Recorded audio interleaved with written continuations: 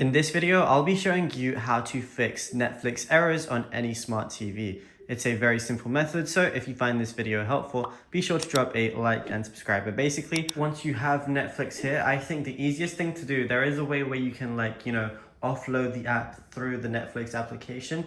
But the easiest thing that I would recommend is literally just going over, finding your application, and when you long press like the middle button on your remote, it's gonna start selecting, and as you can see, it now says remove on Netflix. So what I want to do is I want to go ahead and click remove. Then that basically means that the app is going to be uninstalled on my TV. So when I want it back, all I want to do is just go over to search, which is on the left right here. Then once you're in search, you can literally just search up any channel or like an application or a show or anything. So obviously from here, we just want to search up Netflix, and then once Netflix comes up, just go ahead and install it again, and that should make things a lot better. However, if if you're like buffering a lot and stuff like that, I would definitely recommend doing a speed test to see if your internet is sufficient enough to display whatever you're trying to watch. But it's as simple as that. Now, if you found this video helpful, be sure to drop a like and subscribe.